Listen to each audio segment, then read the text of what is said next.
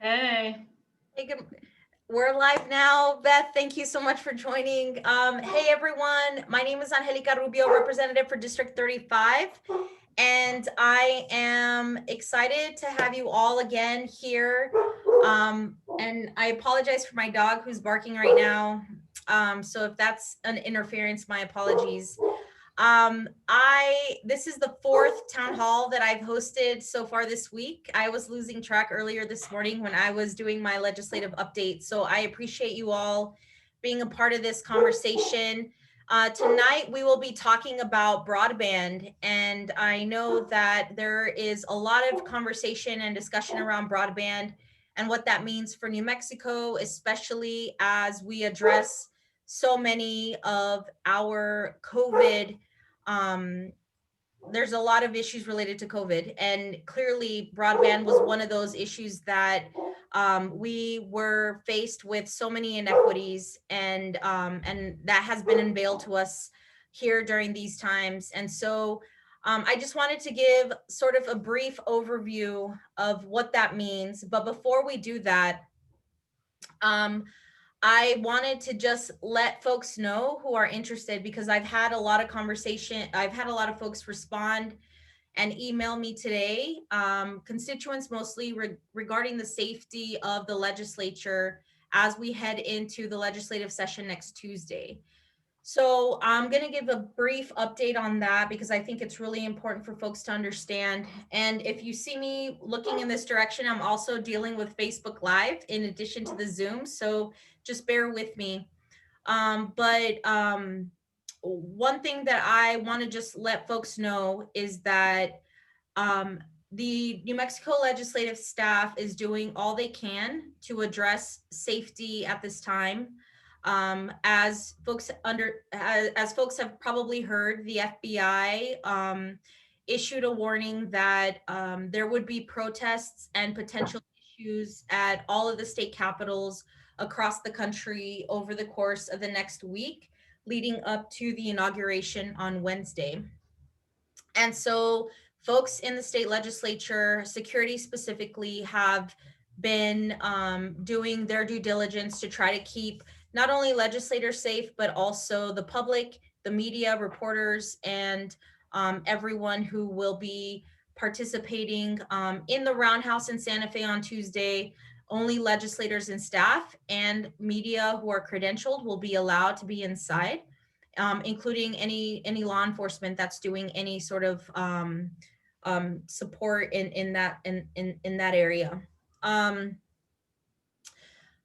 Folks are asking why Tuesday. So just quickly, I will say that under the New Mexico Constitution, we are expected to always convene on the third Tuesday of the month, which falls on Tuesday. And we have to do this as under the Constitution. I confirmed with the chair of the Rules Committee today, Representative Eli, and he confirmed that. Because we are also in the midst of a global pandemic, we also have to change the rules so that we in the House specifically, who have chosen to be 100% virtual for this upcoming 60-day session, we have to change the rules. And in order to be able to do that, we need 36 Democratic legislators to be present in order to not only reach quorum, but also to have the votes to be able to do that.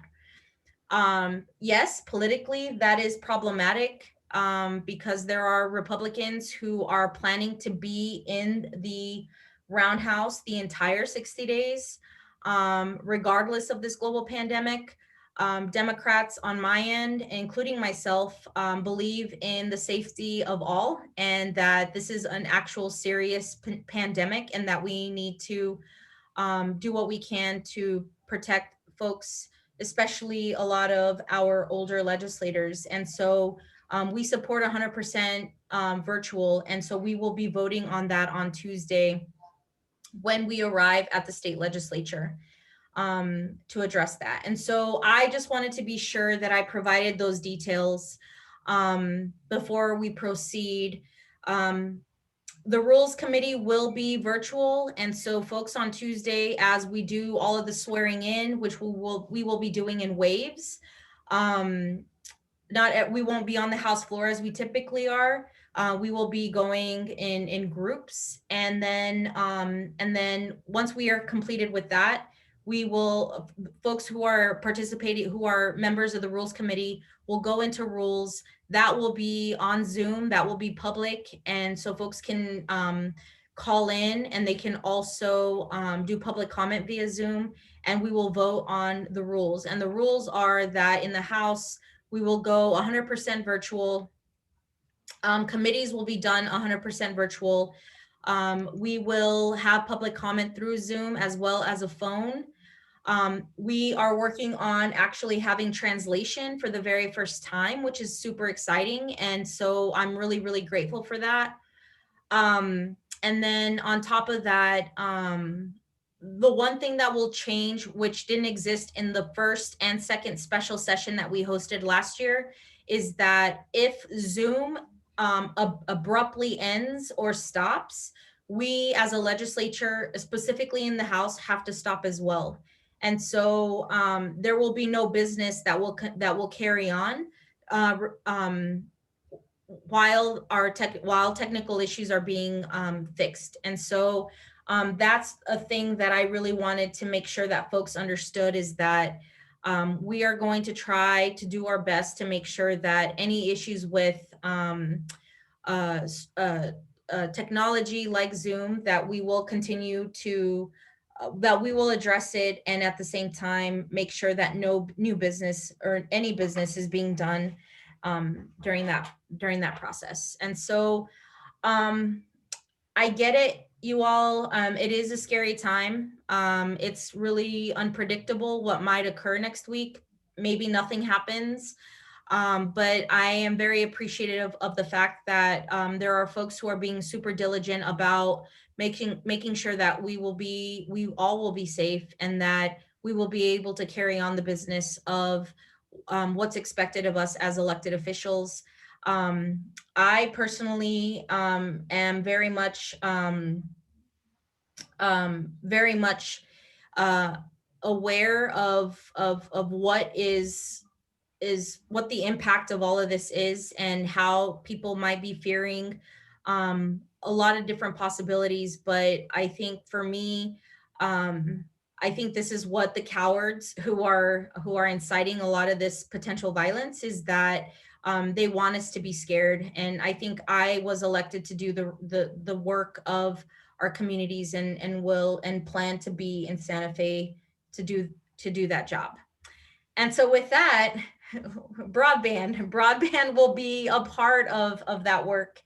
And I want to bring on Beth Bardwell, who, if you live in Las Cruces or are from Doña Ana County, you may recognize her. But I'll let Beth do her own introduction. But I just wanted to just share briefly about how Beth got involved in this work in the first place. And that is, she has been a great analyst for energy, natural resources, and environment, which is the committee that I have been serving in for the last 2 years, and has been the analyst who has been helping analyze a lot of our legislation.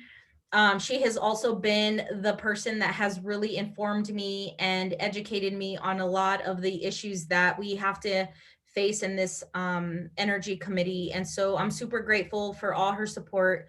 But after the session last year, she wanted to continue to support me and the work that I'm doing.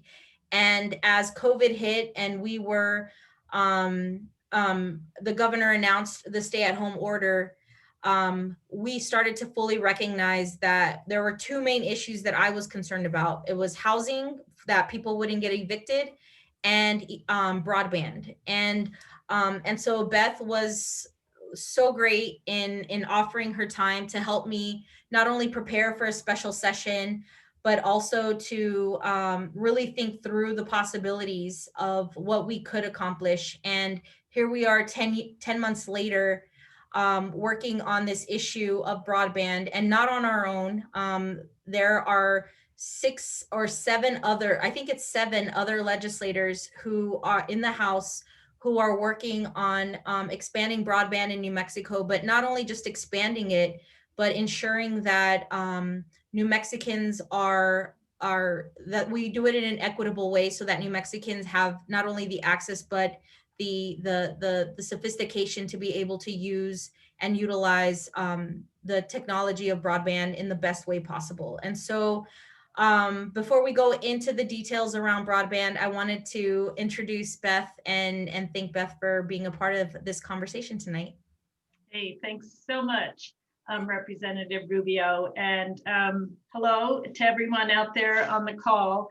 And it's a real honor to be here talking to you about broadband and how we can, as a state, kind of really advance our efforts to deploy broadband statewide and increase digital equity and inclusivity across the state.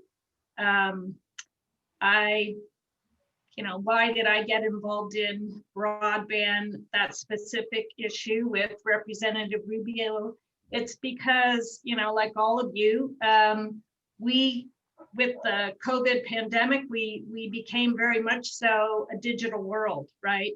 And so if I wanted to talk to someone about any topic, a friend, a business, whatever, I had to do it largely by phone or by internet. And really quickly, you'd have these conversations and the signal would drop, and it became really apparent that we needed to really put all of our kind of focus and attention on building out a better broadband system statewide so that we could all stay connected. So that's just my short kind of intro to why I really like this project. And also because I'm really excited to work with such a really interesting and big group of representatives from the House that are all really excited and come from really diverse backgrounds to work on this issue for New Mexicans. Yeah.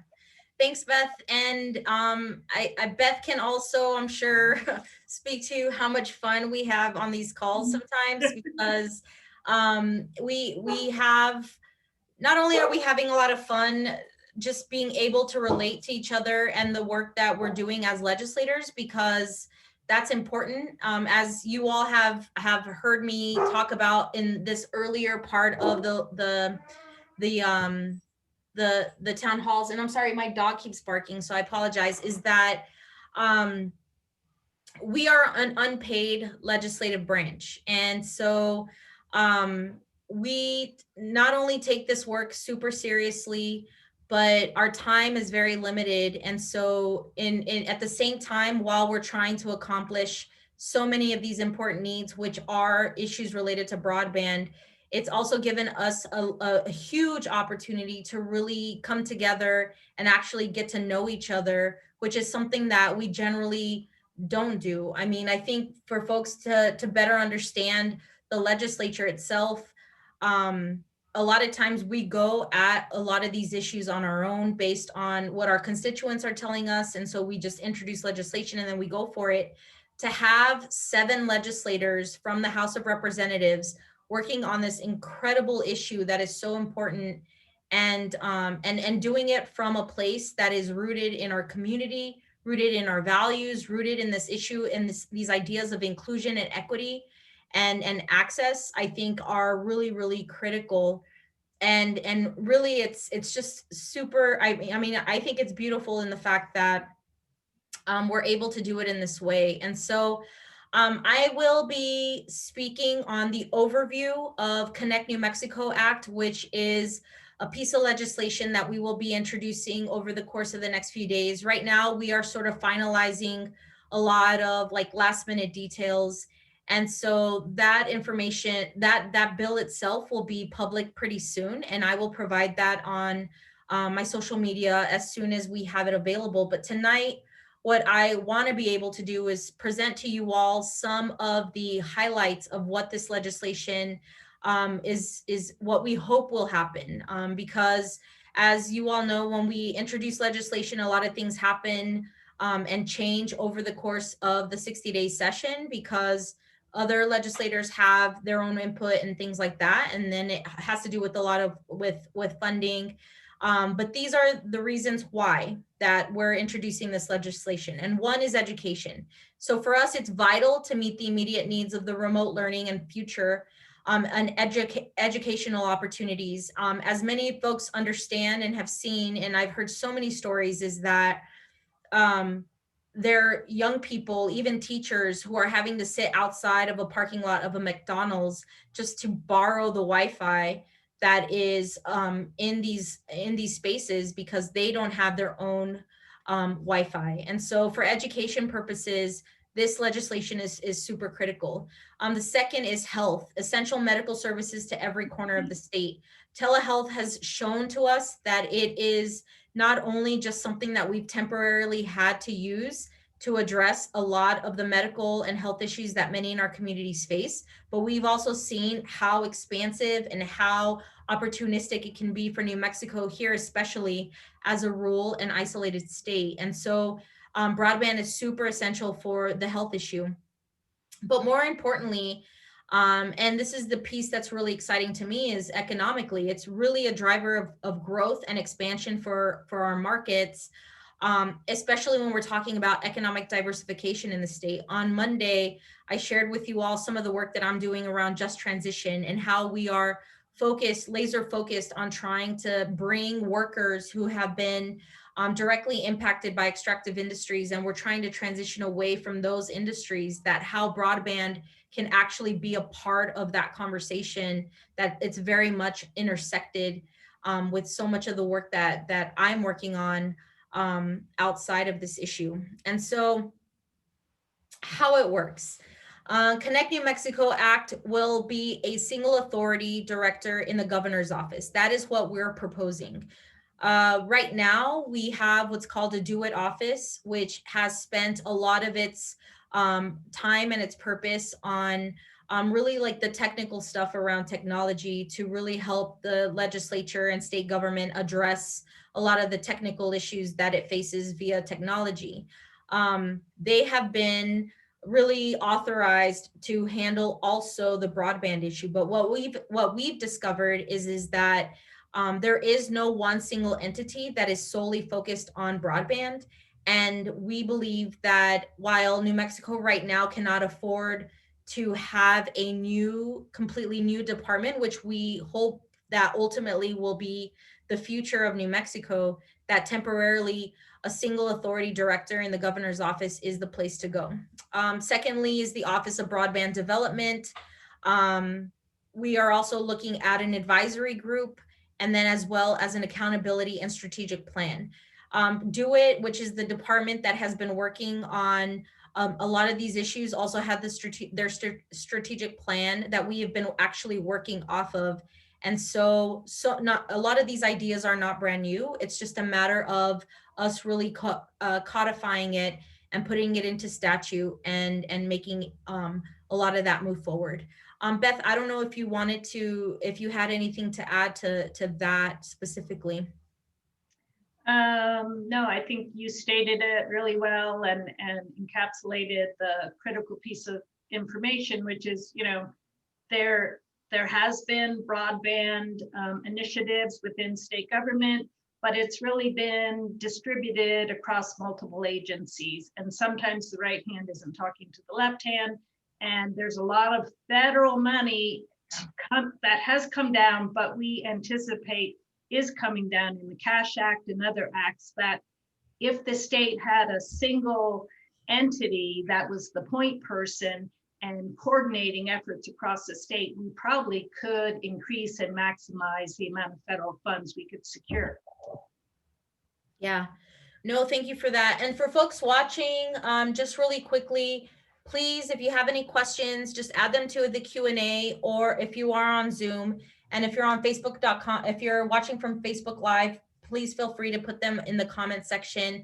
And I have like two little screens open to handle a lot of that. So please feel free to do that. We probably won't get into the weeds of what we're describing because there is a lot of information here. So right now we're sort of giving you an overview of what we're expecting to do, and go from there. And so the Office of Broadband Development Director, this office will be located in the governor's office. That is what we are proposing. They will have the authority to lead the office, and then they will work with an advisory group to implement the broadband plan. And so I can't tell you how important this is specifically to broadband here in New Mexico. Again, to reiterate and to expand on what we mentioned just briefly, is that we've never had this in New Mexico. Like, New Mexico is one of the states that still doesn't have an office, doesn't have like someone specifically overseeing the broadband work in New Mexico. And so this is a really big deal. And so if folks have been wondering, like, why do we have such bad issues with broadband or all of the negative things that I've heard, well, I think a lot of it just contributes to the fact is that we just haven't had a centralized office or specific person really focused on this issue. The Office of Broadband that we are considering will also facilitate and fund state grants to obtain federal funds to expand the broadband access, which prioritizes unserved and underserved areas. As Beth mentioned, there is a ton of federal funding that is available for broadband in many states that go directly to states. The question though is that we don't have an actual person who can actually do all of the coordinating with different communities, and especially in a rural and isolated state, like really coordinating with folks to make sure to make that happen. And then also being able to have that direct contact with our federal delegation. And so we hope that with this mechanism, we can make that happen. This office will also coordinate with all the stakeholders and governmental agencies to successfully connect New Mexico's communities and households.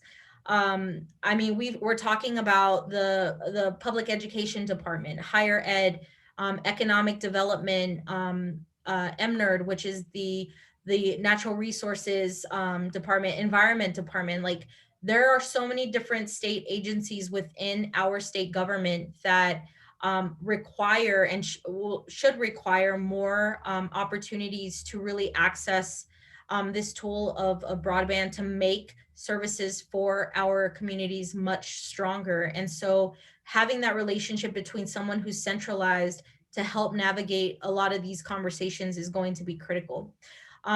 This Office of Broadband Development will also maintain transparent registry of New Mexico owned microwave, radio wave, and cell towers. This is the bullet point that I'm still trying to like wrap my head around, because it's like we were on a call last night about like the sciencey stuff. Like I think I'm still trying to learn a lot of that stuff. So if folks have questions regarding the real technical things, I mean, I'm sure we can try our best to answer that. And then of course, reporting on progress in terms of reaching unserved and underserved areas. That is really critical to me. And this is why I have maintained my role in this small coalition of legislators, is because equity is a really big deal for me, to make sure that all of our unserved and underserved areas get the kind of broadband, not only service, but also opportunities to really become much more sophisticated when it comes to really utilizing this tool. And then the Office of Broadband will also develop and revise and update the strategic plan, which we expect them to do every 3 years. Anything that I'm missing from there, Beth, that you'd like to add? I think you'll probably get into this a little bit, but there's some specific barriers that have been identified by the group and by stakeholders in talking to legislators that impede deployment of broadband. Right-of-way issues, dig once policies, bulk pricing agreements. I mean, there's a lot of actions or strategies or policies that I think a coordinated entity could implement that make broadband cheaper and make it easier for internet service providers to lay their lines. Yeah, there's a question that came up on, not necessarily a question, but more of a comment, Beth, and it is from Facebook Live around the really poor cooperation from commercial providers. I guess the question that we have, that I think that's one of the main questions we've been trying to address a lot in this legislation, because it is super complex. There is a lot of nuances to what we're trying to accomplish, and it has a lot to do with some of the private providers. And so I wanted to add to, like, what would it look, how would this look different in terms of our work with collaborating with a lot of these providers, especially in rural areas with cooperatives. I think that's an important piece that folks, I think, are interested in learning and hearing more about. Yeah, I mean, that's a broad question. One aspect of that lack of cooperation among providers or competition among providers, when you live in a rural state like New Mexico, they're broadband rich areas like Albuquerque. You have a really concentrated population, and the rate of return by laying out fiber or whatever other broadband infrastructure you put in is higher. When you get to rural communities, and as we get further south of Albuquerque, we really get fewer and fewer people living in a larger area. That rate of return on deploying a broadband project might decrease, right? So private internet service providers, they're a business and they're looking at their bottom line. So the question is how do we implement state policies that can make it easier, can make it incentivize private internet service providers to extend their service out to these more rural areas? Sometimes it's new technology. Sometimes it's how do we make it easier to access right-of-ways and reduce costs there. Sometimes it's let's look at providing state matching funds that can leverage these federal funds and put together some type of regional project where we're helping subsidize building that last mile infrastructure to reach the customer. So I think there's a lot of different approaches and strategies out there. And I think this act will do as much as it can to kind of remove those barriers bring some additional funding to the table and try to build those partnerships. Yeah. No, thanks so much for that, Beth. And we have another question, and this one is from our commissioner, my commissioner, Commissioner Sanchez. If this office is created, how will this work in conjunction with local governments and their efforts seeking funding from the USDA, FCC to expand broadband service that may already be underway? And before I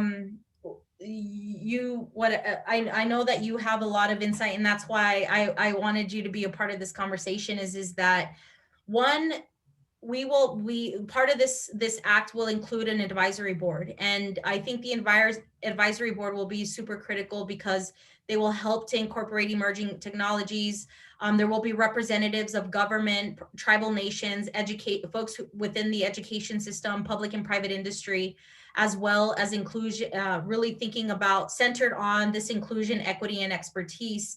But I think to the commissioner's question is really about the centralization of this this issue.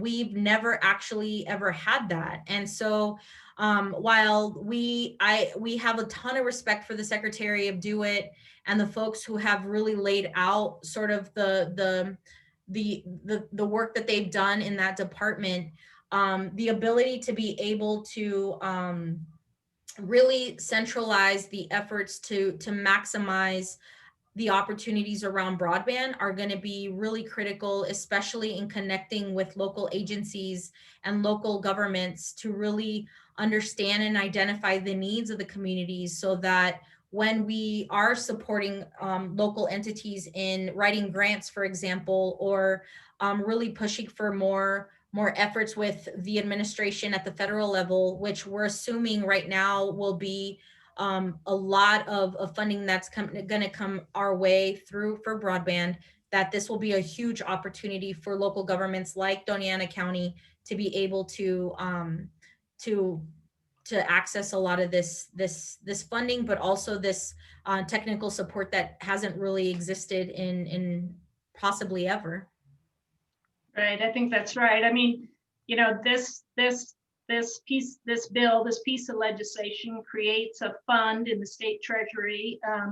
It's called the New Mexico Connect Fund, and I think there's something on the order of $20 million perhaps that will be included in appropriated for that fund this first year. And that, you know, that money through this grant program would be available to local communities to apply for. Let's say you're applying for a federal broadband grant program, Reconnect or some other one. Well, oftentimes there's a state match. So here's a state grant program where you could apply to help leverage your local match and have the necessary funds to be a competitive applicant for that federal program. And like Representative Rubio said, I mean, technical assistance and planning assistance sometimes can help get that project that you've been thinking about and trying to get off for a long time. Sometimes getting state participation and assistance can provide that last little bit of a nudge, or maybe you have a technical issue, you need some technical advice from, and state office may be very familiar with that issue. So, you know, I think it's all of that technical planning assistance and more state funding dedicated to help match for federal grant programs. Yeah. No, and I appreciate that question from the commissioner, because I know that it's especially here in Doña Ana County, from the folks that I've heard from, some of those examples around teachers going to the McDonald's to access the Wi-Fi in the parking lot, like those are some very, very common stories. And I think those are the really heart-wrenching stories, because broadband isn't and access to the internet, in my opinion, is a human right. Like in the same way that we're talking about access to clean air, access to clean water, and having shelter, and having a basic income to survive off of, like that to me is broadband, because broadband has so much ability to access so many different things and so many opportunities for our communities. But it's one thing to actually have access to it, but it's another to really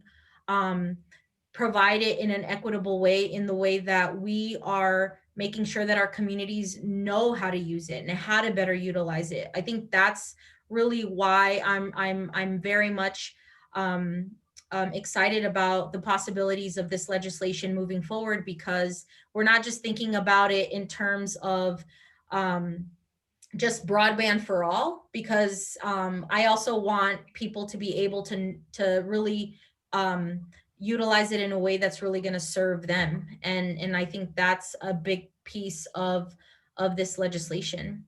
I can, on one additional point there, for student connectivity, which you were speaking to, Representative Rubio, about how important it is now that our students aren't in the public school building, they're at home and they're trying to access homework, they're trying to participate by Zoom in their classrooms.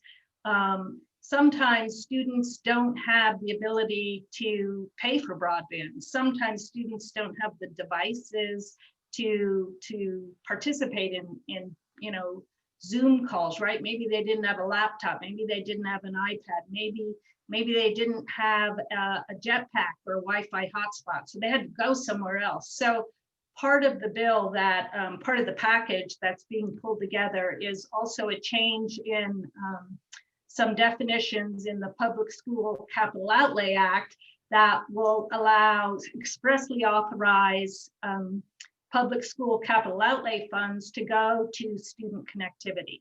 Before, they were limited to connectivity at the school and in the school district. Well, now we realize, even after the pandemic, there may be a lot of digital learning still occurring, and you can access a lot through the internet to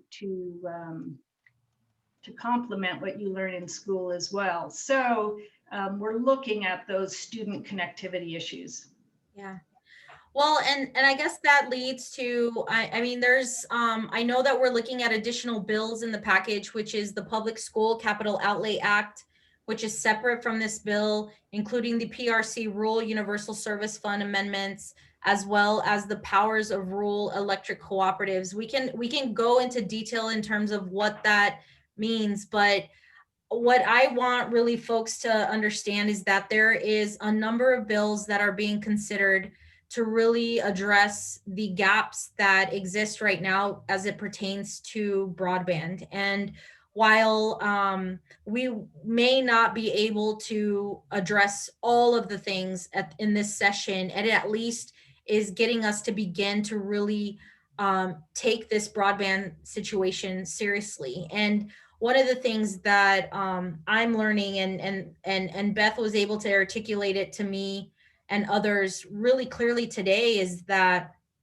what our legislation, and I hope this is what people take from this conversation, is that our broadband bill provides better coordination when it comes to assistance, coordination, and just the pipeline. And that's something that we just have never had in a very long time. And Rosemarie, who's on the call, and who I love Rosemarie so much, and that's one of the questions that she shares, is what is the most important thing needed to make broadband a reality? Like, broadband right now is a reality. It's just a matter of like, how do we make it a reality for the majority, if not all, New Mexicans?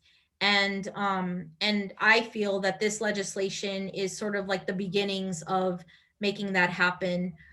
We had a conversation with the governor on Monday. I think for our proposal, it was like, how do we get to where we want to go in the next 3 years?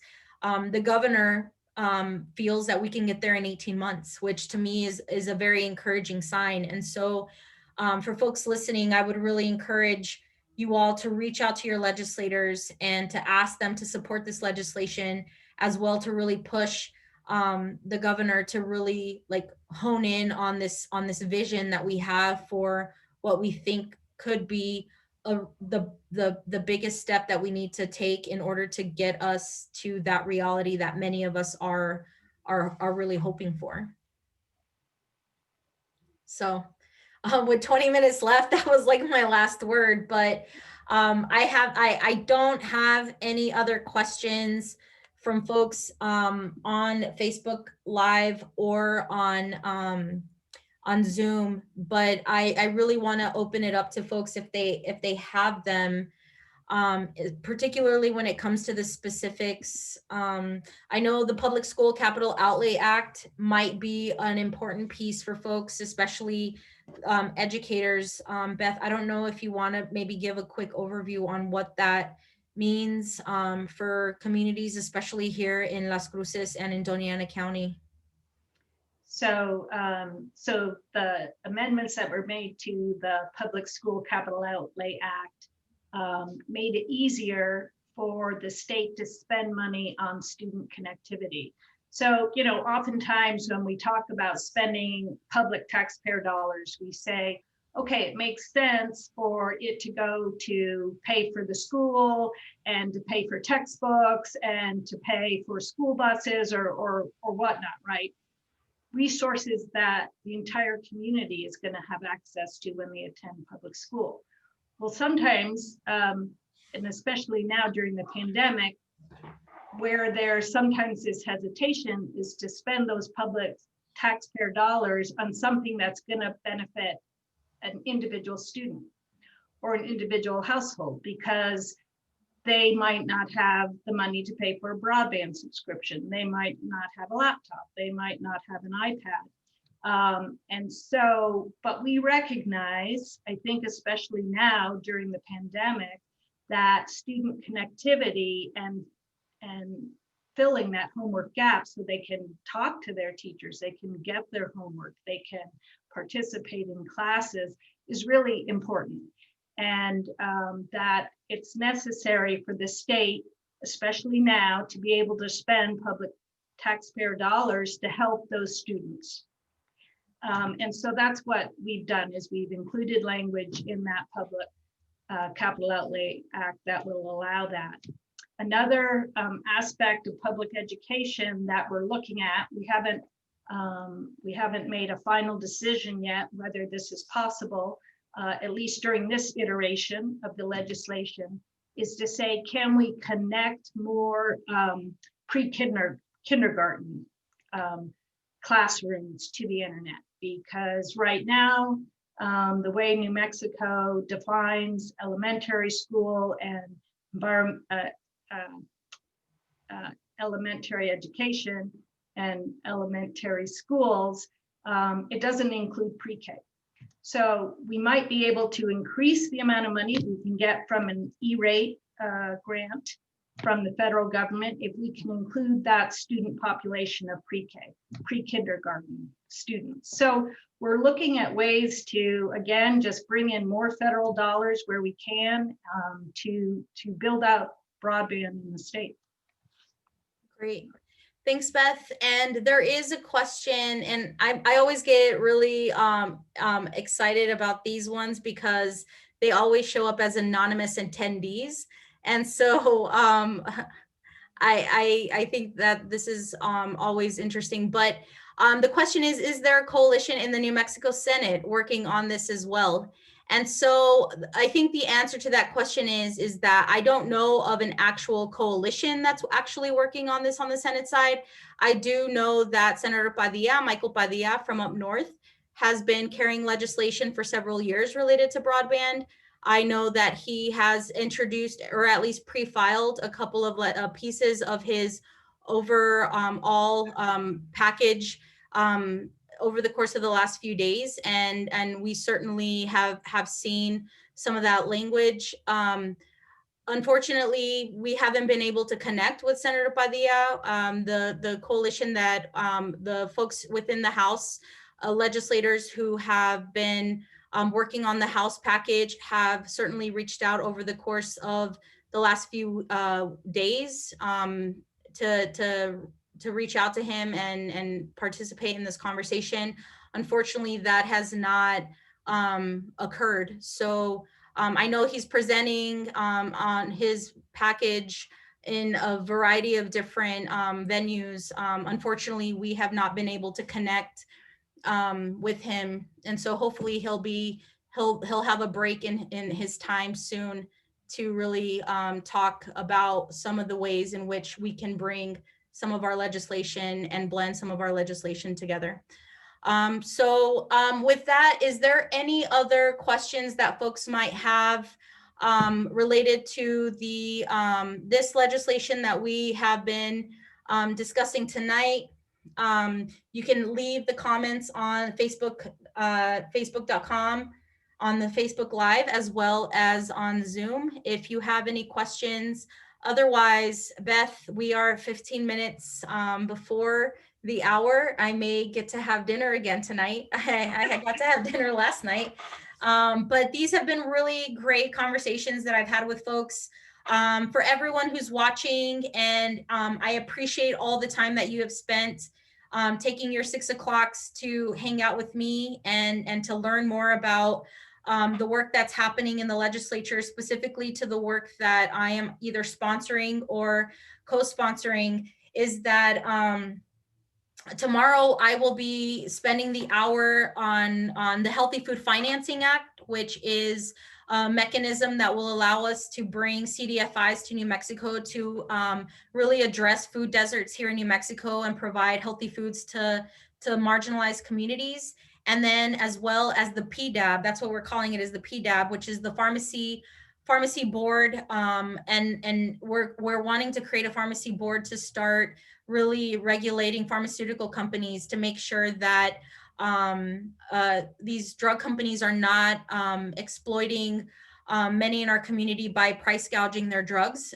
New Mexicans, I think, almost close to rank number one in where 40% of our population forgoes their medication because of the cost of medication. And that is a huge deal when we're talking about health disparities and things like that. And so I'm introducing legislation on that.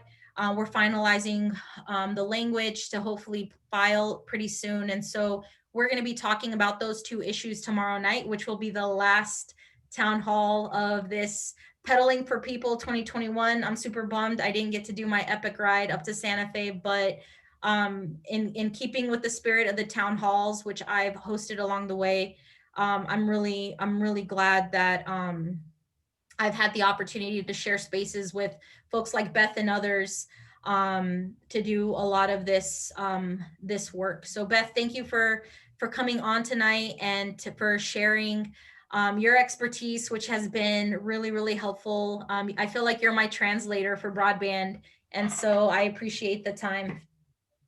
Yeah, honored to be part of your team. Yeah. No, thanks so much. And thank you everyone who's been watching. I know that there was a question at the very last minute asking on Facebook Live that, oh, it's more of a suggestion, and that they want to suggest including language for urban neighborhoods. We are seeing in Albuquerque significant issues for low income households and access to quality and speedy internet for school. Students tell stories or the low income or free internet where students couldn't submit assignments because it was too slow.